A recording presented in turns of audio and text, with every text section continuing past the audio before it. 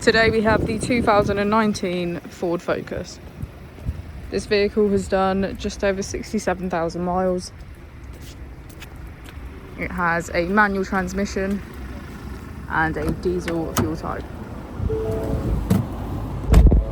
To the left of our steering wheel we have cruise control as a feature, and on the right we have voice control.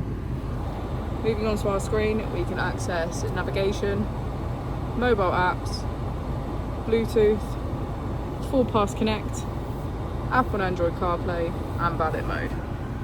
If we put the vehicle into reverse, we can see that it comes with a rear parking camera with front and rear parking sensors. Just below is our AC with heated seats on either side and our heated steering wheel in the middle. As we go into the back of the vehicle, we can see that all of our seats have a black leather trim.